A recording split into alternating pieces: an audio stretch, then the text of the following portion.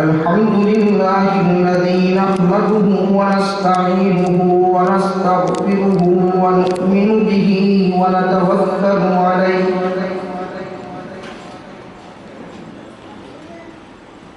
ونعوذ بالله من شرور أنفسنا ومن سيئات أعمالنا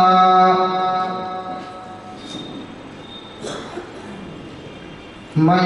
يهده الله فلا مضل له ومن يضلله فلا هادي له ونشهد أن لا إله إلا الله وحده لا شريك له لا مثل له ولا مثال له لا ضد له ولا ند له ولا وزير له ولا مشير له ونشهد أن سيدنا وسندنا وحبيبنا وشفيعنا ومولانا وأولانا محمدا عبده ورسوله صلى الله عليه وعلى آله وأصحابه وأهل بيته وأزواجه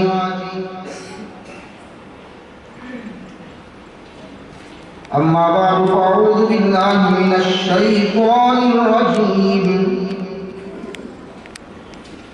بسم الله الرحمن الرحيم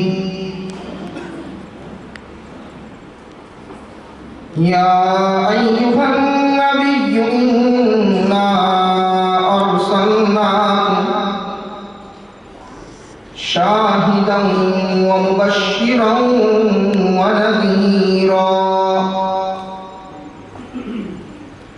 وداعيا إلى الله بإذنه وسراجا منيرا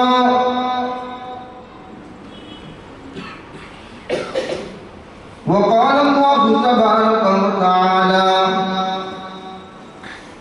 وما أرسلناك إلا رحمة للعالمين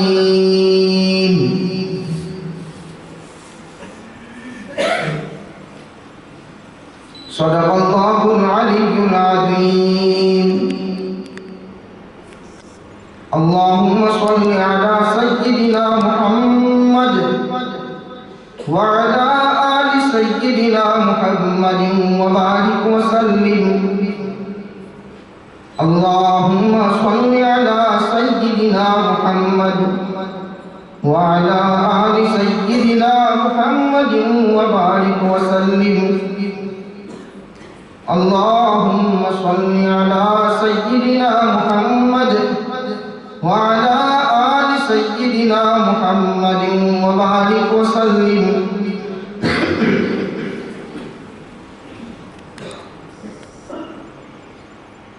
نہ رات ہوں رات زادہ ہوں کہ تاریکی کی بات کروں نہ رات ہوں کہ رات زادہ ہوں کہ تاریکی کی بات کروں آفتاب نبوت کا امتی ہوں مجھ سے اجالوں کی بات کیا کرو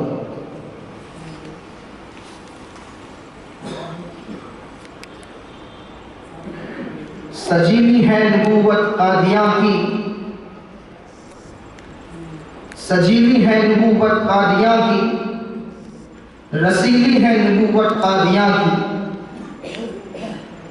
دے چکے ہیں فتویٰ یہ جان عالم دے چکے ہیں فتویٰ یہ جان عالم رنگیلی ہے نبوت قادیاں کی کہاں مجھ سے مغ بچے نے تخلیہ میں کہاں مجھ سے مغ بچے نے تخلیہ میں نشیلی ہے نبوت قادیاں کی اسٹیج پر رونق افروز علماء کرام بزرگان دین اور عزیز سامعین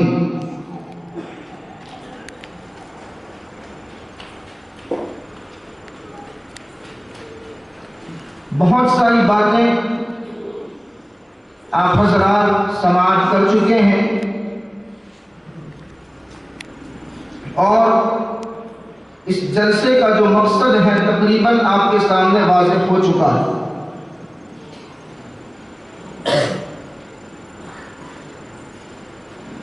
میں صرف اس لیے بیٹھا ہوں کہ ایک آگ سے جو جل رہی ہے دل کے اندر، شاید اس کی چنگاری آپ کے دلوں تک منتقل ہو جائے۔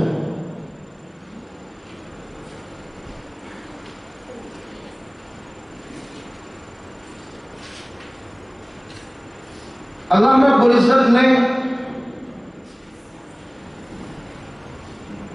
رسول اکرم صلی اللہ علیہ وسلم کو خاتم النبیین بنا کر جس ختم نبوت کے اعزاز سے آپ کو بخشا، نوازا، اس کے بعد اس مسئلے کے اوپر قادیان کے کسی دہلیے سے اور پنجاب کے کسی مسلمہ سے اور اس کے کسی ماننے والے سے اس بات کی بحث کرنا کہ مرزا غلام احمد قادیانی نبی تھا اگر تو کیسے تھا، نبوت اگر جاری ہے تو کیسے ہیں، وہ سچا تھا یا جھوٹا تھا، وہ نبوت کے معیار کے اوپر کھرا اترتا تھا یا نہیں اترتا تھا۔ میں سمجھتا ہوں کہ پہلے کسی ایک شخص کو رسول اکرم صلی اللہ علیہ وسلم کے ساتھ ترازو میں لایا جائے، موازنہ کیا جائے اور پھر یہ کہا جائے کہ تو اس قابل نہیں کہ تجھ کو نبوت مل سکے، یہ کل گستاخی ہے رسول اکرم صلی اللہ علیہ وسلم کی اس اعزاز کے ساتھ۔ وہ اس قابل ہی نہیں ہے کہ اس کے ساتھ یہ بحث کی جائے کہ نبوت جاری ہے یا نبوت بن ہے، مرزا غلام احمد یہ نبی بننے کے لائق ہیں یا نہیں ہیں، وہ اس قابل بھی نہیں ہے کہ اس کے ساتھ قطعاً یہ بحث چھیڑی جائے۔ البتہ ہمارے دیہاتی بھائیوں کا خیال کر کے، ان کی جہالت کو سامنے رکھ کر، ان کے بھولے پن کو سامنے رکھ کر، ان کی سادگی کو سامنے رکھ کر کبھی سمجھانے کے لیے یہ بحث اس لیے کرنی پڑتی ہے تاکہ وہ یہ نہ سمجھیں کہ مولوی صاحب مباحثے کی راہ سے راہ فرار اختیار کر رہے ہیں، ورنہ خدا کی قسم اس قادیانیت کا اور قادیانیت جیسی ہر نبوت کا، چاہے وہ بہائیت ہو، چاہے وہ بابیت ہو، چاہے وہ کسی اور شکل کے اندر ہو، اس کا جواب صرف اور صرف وہ ہے جو صدیق اکبر نے دیا تھا، اور اس کا جواب وہی ہو سکتا ہے پوری امت کے لیے، وہی اسوہ ہے ہمارے لیے اور وہی مشعل راہ ہے ہمارے لیے۔ یہ ہماری اپنی کوتاہی، یہ ہماری اپنی غفلت، یہ ہماری اپنی بے خبری، انہی وجہ سے موقع مل جاتا ہے ان فتنوں کو کہ وہ آئیں اور ہمارے درمیان میں سے بھولے بھالے لوگوں کا ایمان چرا کر لے جائیں۔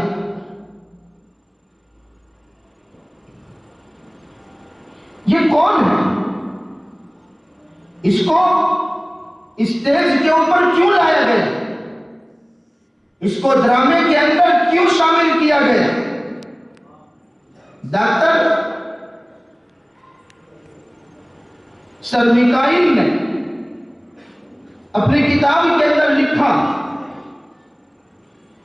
کہ ہندوستان کے اندر انگریزوں کی عملداری مکمل ہو چکی ہے، البتہ انگریزوں کی عملداری کے اندر صرف دو چیزیں رکاوٹ ہے، ایک ہے محمد کی تلوار اور ایک ہے محمد کا قرآن۔ اگر یہ ہمارے راستے سے دور ہو جائیں گے، محمد کی تلوار اگر نہیں رہے گی، محمد کا قرآن اگر نہیں رہے گا، تو پھر ہندوستان کے اندر انگریز کا تسلط ہمیشہ کے لیے ہو جائے گا، اس کا اقتدار استقامت پا جائے گا۔ لہذا کوئی ایسا ڈرامے باز تلاش کیا جائے جو اس منصب کے لیے کھڑا ہو جائے۔ چنانچہ کمیشن آتا ہے 1868 کے اندر، ہندوستان کے اندر 2 سال تک وہ اپنی رپورٹ تیار کرتا ہے، لوگوں کے درمیان میں سروے کرتا ہے، اور پھر انگلینڈ جا کر، برطانیہ جا کر، وہاں اپنے وائٹ ہاؤس رپورٹ پیش کرتے ہیں جو چھپ چکا ہے، The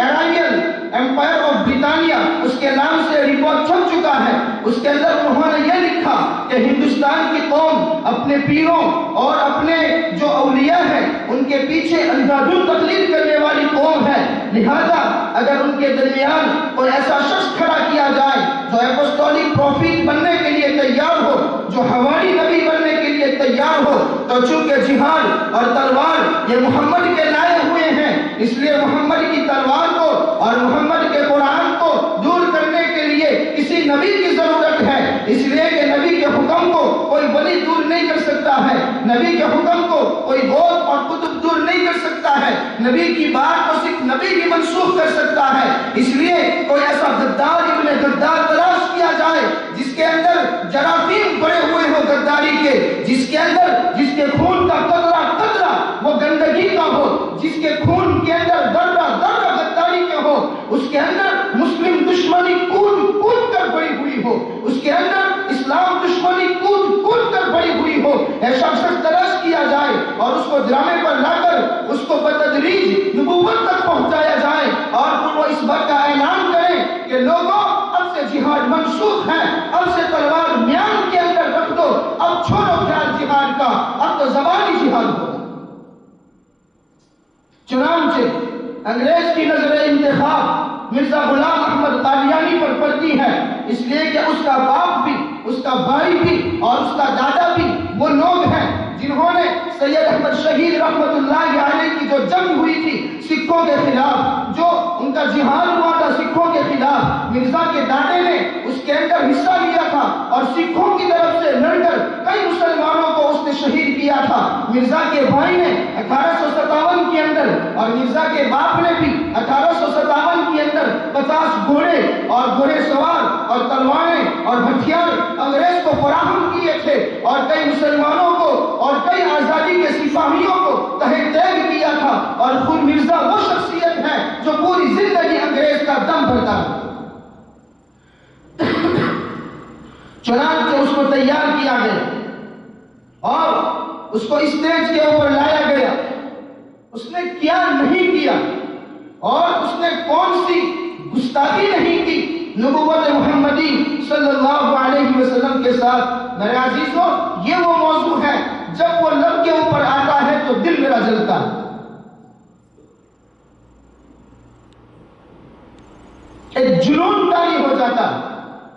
کیا بولوں میں آپ کے سامنے اور کیا سناؤں میں آپ کو۔ اس کا پوتا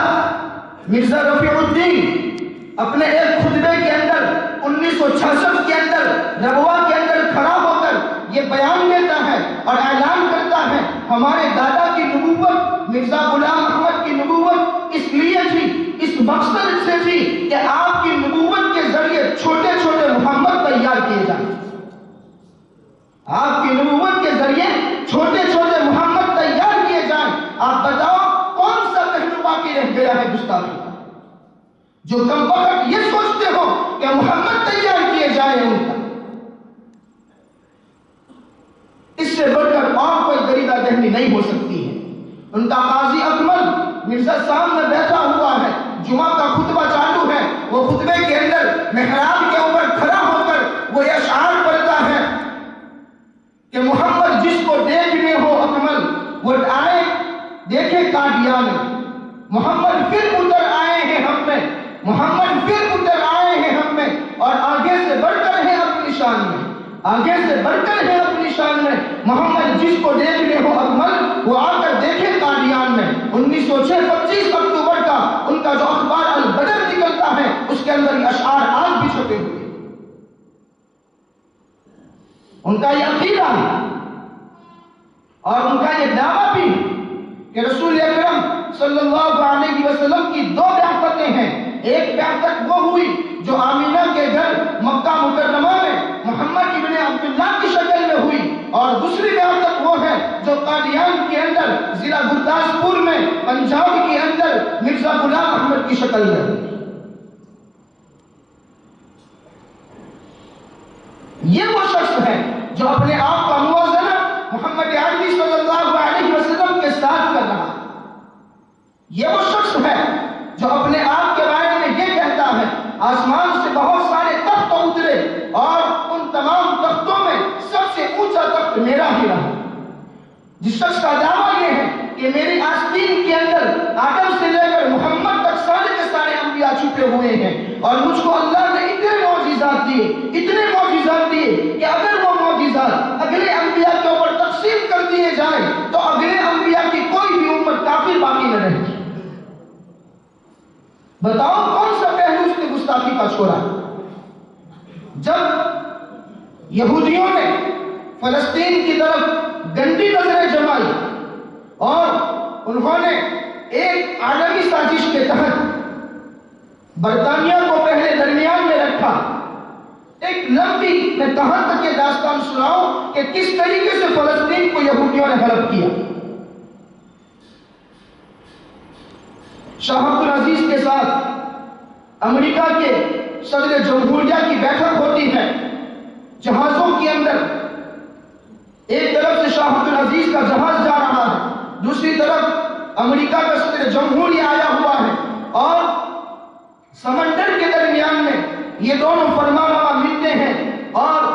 امریکہ کا صدر جمہوریہ شاہ عبد العزیز کو اس بات کے لیے راضی کر لیتا ہے کہ آپ کی سعودی عربیہ کی جو سرحدیں ہیں وہ آپ تھوڑی پیچھے ہٹا دیں تاکہ ہم جو فلسطین اور جو اسرائیل کی تشکیل دینا چاہتے ہیں اس کے اندر آپ کو مزاحمت کا سامنا نہ کرنے پائیں۔ لہذا یہ راضی ہو جاتا ہے شاہ عبد العزیز اور تاریخ کی وہ سنگین غلطی کرتا ہے کہ جس کا خمیازہ اور جس کا نقصان آج تک فلسطین کا بچہ بھگت رہا ہے۔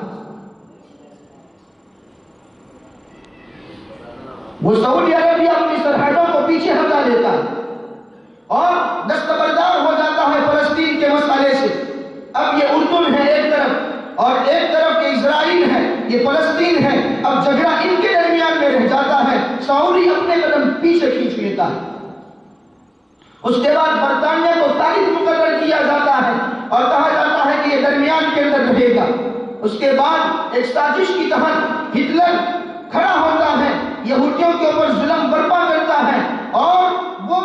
جتنا شور مچایا گیا دنیا کے اندر ہولوکاسٹ کا، خدا کی قسم اتنا یہودیوں کو اس نے نہیں مارا گیس چیمبر کے اندر۔ یہ ایک شور ہے، یہ ایک ڈھونگ ہے جو رچایا گیا صرف اس لیے کہ پوری دنیا کی قومیں یہودیوں کی طرح نرم دل ہو جائیں اور یہودیت کو اپنانے کے لیے اور یہودیوں کو جگہ دینے کے لیے تیار ہو جائیں۔ میں پوچھنا چاہتا ہوں امریکہ سے، میں پوچھنا چاہتا ہوں برطانیہ سے، میں پوچھنا چاہتا ہوں آسٹریلیا کے بر اعظم سے، میں پوچھنا چاہتا ہوں ایشیا کے بر اعظم سے، آپ مجھے جواب دیں۔ میں مانتا ہوں یہودیوں نے ظلم، یہودیوں کے اوپر ظلم ہوا، میں مانتا ہوں ہٹلر نے ہولوکاسٹ کیا، میں مانتا ہوں گیس چیمبر کے اندر ہزاروں کی تعداد کے اندر یہودیوں کو قتل کیا گیا، میں مانتا ہوں یہودیوں کو الگ وطن کی ضرورت تھی، میں مانتا ہوں یہودیوں کو الگ زمین کی ضرورت تھی۔ پھر اے امریکہ تو نے یہودیوں کو جگہ کیوں نہیں دی؟ اے آسٹریلیا تو نے یہودیوں کو جگہ کیوں نہیں دی؟ اے جرمنی تو نے یہودیوں کو جگہ کیوں نہیں دی؟ اے بر صغیر تو نے یہودیوں کو جگہ کیوں نہیں دی؟ اگر جگہ دی اور جگہ دلائی گئی تو صرف اور صرف مسلمانوں کے قبلے اول فلسطین کے سینے کے اندر یہودیوں کو بٹھایا گیا، وہ ایک ناپاک سازش کے مطابق بٹھایا گیا، ورنہ دنیا کے کسی اور ملک کے اندر لے جا کر کیوں نہیں بسایا گیا؟ خون کے آنسو روتا ہے دل جب یہ موضوع چھلتا ہے۔ کیا ہوا تاریخ کے اندر اور ہمارے حکمرانوں نے ادنا غلطی کی وجہ سے آج کس طرح فلسطین کے مسلمان مظلومانہ زندگی گزار رہے ہیں۔ اور حل تو یہ ہے کہ وہ بیچارے دنیا کی نظروں میں دہشت گرد اور ان کے نام لینے والے بھی دہشت گرد۔ میرے عزیزوں، میں اپنے موضوع سے بھٹک رہا ہوں، میں عرض یہ کر رہا ہوں کہ اس طریقے سے یہودیوں کو ان کے قلب کے اندر دکھایا گیا فلسطین کے، تو انگریز نے مرزا غلام احمد قادیانی کو کھڑا کیا۔ میں عرض یہ کر رہا تھا کہ جب یہودیوں کی گندی نظریں فلسطین کی طرف اٹھی اور اسرائیل اور اپنا وہ ارض موعودہ جس کے بارے میں ان کا دعویٰ ہے کہ وہ مصر کے طور سینا سے لے کر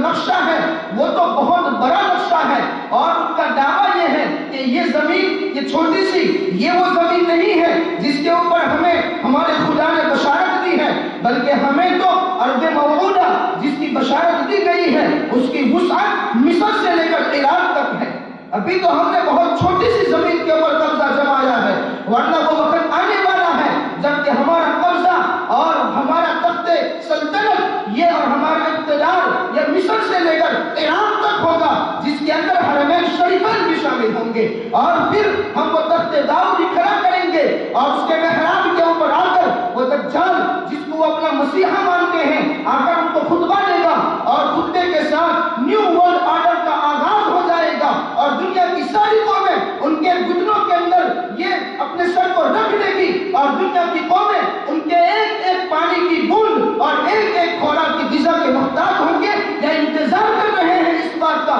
یا پلاننگ کر رہے ہیں اس بات کا، یا منصوبہ بنا رہے ہیں اس بات کا، لیکن اے مسلمان تو کتنا بے خبر ہے۔ جب یہودیوں کی یہ گندے نظریں فلسطین کی طرف اٹھ رہی تھی، مرزا بشیر الدین محمود نے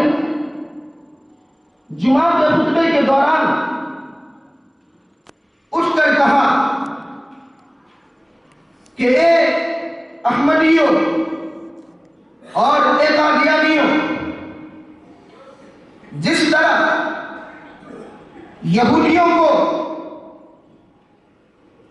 سینکڑوں سال کا انتظار کرنا پڑا اپنی زمین واپس لینے میں، اپنے وطن کو واپس لینے میں کہتا ہوں کہ اے قادیانیوں، یہودیوں کے اوپر سینکڑوں سال کے بعد اللہ کا یہ انعام ہوا، لیکن میں اللہ کی خبروں سے اور اللہ کے الہامات سے باخبر ہو کر تمہیں یہ خوشخبری سنانا چاہتا ہوں کہ تمہیں 1300 سال نہیں، تمہیں 100 سال نہیں، بلکہ 13 سال، بلکہ اس سے بھی کم سال انتظار کرنا پڑے گا۔ اب وہ دن دور نہیں جب ایک ریاست ہوگی، اور اس ریاست کے اوپر قادیانیوں اور احمدیوں کا قبضہ ہوگا، اور پوری اس ریاست کے اندر ہمارا سکہ چلے گا، اور وہ خالص قادیانی ریاست ہوگی، تمہیں یہودیوں سے اتنا انتظار کرنا نہیں پڑے گا۔ شاید آپ میں سے بہت سارے لوگ مرزا بشیر الدین محمود کے اس جملے کا مطلب نہیں سمجھ سکے۔ سنانا میں یہ چاہتا ہوں کہ یہودیوں نے فلسطین کے اندر اپنے گریٹر اسرائیل کے نام سے جو زمین پر قبضہ جمایا، کیا آپ کی نظروں میں وہ قبضہ جائز ہے؟ جائز ہے؟ کسی مسلمان کی نظروں میں وہ قبضہ جائز نہیں ہو سکتا ہے، بلکہ جو انصاف پسند ہوگا وہ بھی اس کو ناجائز کہے گا۔ خود ہندوستان کی سیاست ایک لمبے عرصے تک اسرائیل کو قبول نہیں کر رہی تھی، اسرائیل کو انہوں نے تسلیم نہیں کیا تھا ایک لمبے عرصے تک، صرف اس لیے کہ اس کی وجہ سے سعودی ناراض ہو جائے، لیکن بعد میں ہندوستان کی پالیسی بدلی اور اسرائیل کے ساتھ ہندوستان کے سیاسی تعلقات مستحکم ہوئے۔ مرزا بشیر الدین کے کہنے کا مطلب یہ ہے کہ یہودیوں نے جو اسرائیل کے نام سے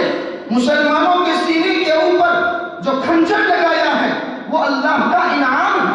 انہوں نے اپنے جائز وطن کے اوپر قبضہ کیا ہے، کوئی ناجائز کام نہیں کیا ہے۔ آپ مجھے بتائیں جس کے خیالات یہ ہو اس سے بڑھ کر اور کون غدار ہوگا ملت اسلامیہ کے ساتھ، اور اس سے بڑھ کر اور کون بدخواہ ہوگا ملت اسلامیہ۔ اور پھر یہ کہہ رہا ہے کہ اے قادیانیوں اور احمدیوں، تمہیں یہودیوں جتنا انتظار نہیں کرنا پڑے۔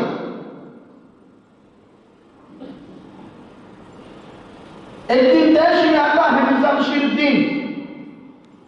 اور اپنے خطبے کے اندر یہ کہتا ہے کہ کون کہتا ہے کہ حرمین شریفین کی عزت اب پہلے کی طرح باقی رہ گئی ہے، حرمین شریفین کی عزت پہلے کی طرح باقی رہ گئی ہے، نہیں، مدینہ منورہ پر بھی حملہ ہو سکتا ہے۔ مدینہ منورہ پر بھی حملہ ہو سکتا ہے۔ آپ اندازہ لگائیں اس کمینے کی نظریں کہاں ہیں؟ کہاں ہے اس کی نظریں؟ اس کی نظریں گنبد خضرا کے اوپر لگی ہوئی ہیں، اس کی نظریں مدینہ الرسول کے اوپر لگی ہوئی ہیں، اس کی نظریں بیت الحرام کے اوپر لگی ہوئی ہیں، اور گویا وہ چاہتے ہیں لوگوں کی نگاہوں سے ارض حرم کا تقدس ختم ہو جائے، لوگوں کی نگاہوں سے مدینہ الرسول کی تقدس ختم ہو جائے، لوگوں کی نگاہوں سے حرمین شریفین کا تقدس ختم ہو جائے، صرف